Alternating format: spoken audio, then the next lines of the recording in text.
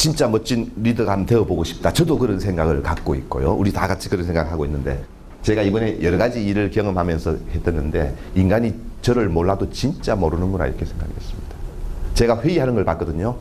모 그룹의 리더가 매일 점심마다 그룹들을 불러가지고 계속 매일 도시락 회의를 합니다.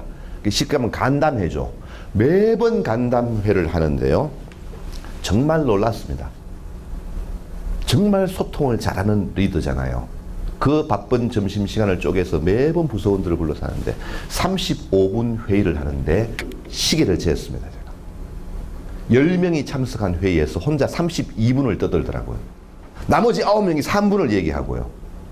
그러고는 소통을 잘하는 리더라고 믿고 있는 겁니다. 왜? 점심마다 시간을 할애해서 부서원들을 만났으니까요.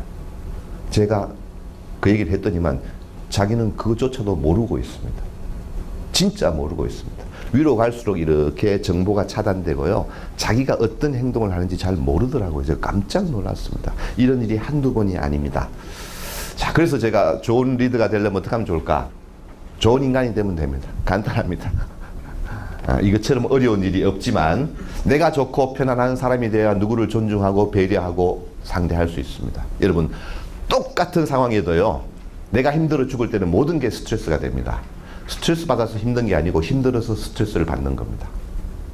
내가 편안할 때는 누가 건드려도 넘어갈 수 있습니다. 내가 이렇게 지치고 어두울 때는 조금만 건드려도 전부 짜증이 나고 하는 겁니다. 중학생 아들이 학교에서 담배 피고 사고 쳤대요. 학교에서 누구를 불러요? 엄마를 부르죠. 엄마 갔다 와서 뚜껑이 열렸어요. 그럼 엄마가 밤에 어떻게 해요? 취업해요? 중학교 2학년 되면 여러분 엄마가 컨트롤 못합니다. 엄마 무기는 뭐예요? 짤짤짤짤 한 거예요. 아빠가 이제 밤 10시에 힘들게 일하고 술 한잔 걸치고 집에 탁 문 열고 들어갔는데 문 열자마자 엄마가 돌격 앞으로 해가지고 막 짤짤짤짤 얘기했어. 아빠가 뚜껑이 열렸어요. 내가 누구 때문에 이렇게 열심히 사는데 이 자식이 하라는 공부는 안 하고 그래가지고 문 열고 들어와서 겁나게 취업했대요. 애 말이 걸작이에요. 지은 죄가 있으니까 모처럼 공부 한번 해보려고 밤 10시에 책을 탁 펴는데 문이 벌컥 열리더니만 누가 들어와서 펴는데 보니까 어디서 많이 보던 사람이더래요. 평소에는 얼굴도 안 보이다가 꼭 지가 잘못하면 나타나서 팬다는 거예요. 문제가 뭐예요? 때리느냐 마느냐의 문제가 아니에요. 관계의 문제라는 뜻이에요. 부하도 마찬가지잖아요. 평소에는 관심도 없던 인간이, 자기한테 애정도 없던 인간이 요만큼 잘못했다고 불러서 패니까 문제가 되는 거예요. 평소에 내가 애정이 있고 관심이 있고 참 이런데 얘가 큰 실수를 했어. 물론 그때도 쥐어박으면 안 되겠죠. 그건 쥐어박아도 돼요, 사실은. 모든 것은 관계의 문제라는 뜻이에요.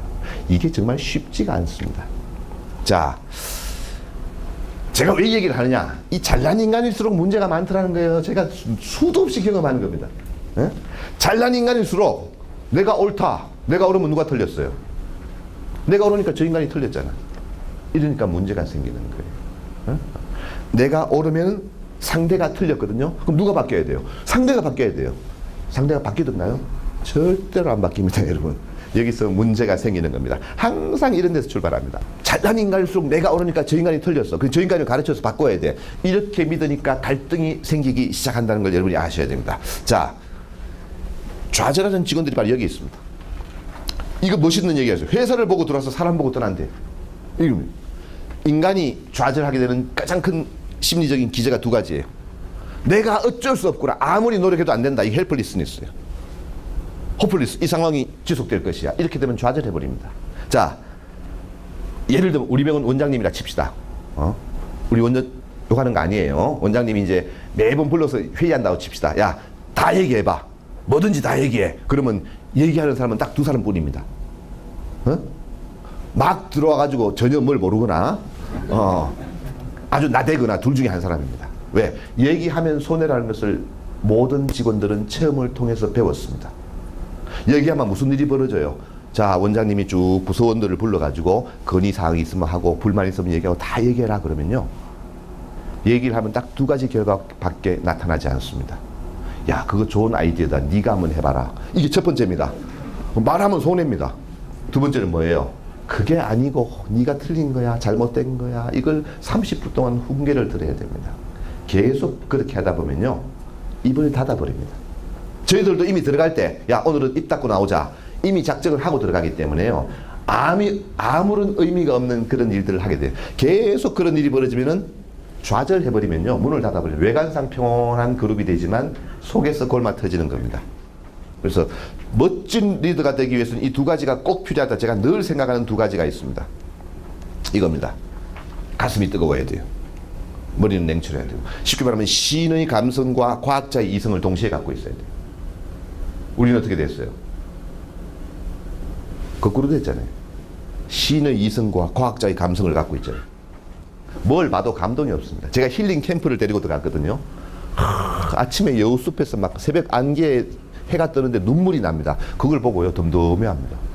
왜? 몸도 지치고 마음도 지쳐서 뭘 봐도 감동이 없습니다. 이게 우리의 현실입니다. 실제로. 그래서일까요? 김연아 선수 아시죠? 김연아. 스케이팅하는 김연아 선수가 소치 올림픽에서 스케이팅하는 이 기사를 보고 정말 놀랐습니다. 대한민국의 아나운서와 해설자가 이렇게 합니다. 기술 끝내줍니다. 넘어지면 큰일 납니다. 점프 좋아요. 금메달이에요. 우리 아나운서와 해설자가 이렇게 했습니다. 옆에 있던 유럽의 아나운서와 해설자가 김연아 선수의 스케이팅을 보고 어떻게 말했는지 한번 들어보실래요? 정말 놀랍습니다. 똑같은 김연아의 그림을 보고 이렇게 이야기했습니다. 나비의 날개짓이 느껴지네요. 실크가 흩날립니다. 울어도 되나요? 눈물이 납니다. 이딴 소리를 하고 있는 거예요. 어디를 봐도 넘어지면 큰일 납니다. 이런 얘기가 한마디도 없습니다. 놀라운 일이었습니다. 내가 잘못 봤나? 천상가? 내가 오늘 여기에서 연아의 스케이팅을 봐서 행복합니다. 이렇게 이야기하는 겁니다. 어디를 봐도 넘어지면 안 돼요. 금메달이에요. 물론 저 나라 선수가 아니니까 그렇겠지만 한마디도 없습니다. 제가 이걸 보고 눈물이 났습니다. 우리가 잘못됐다는 건 아닙니다. 돌격 앞으로 해서 금메달 따야죠. 중요한 것입니다. 그러나 우리에게 뭔가 부족한 게 있는 게 아닌가 하는 생각을 해봤습니다.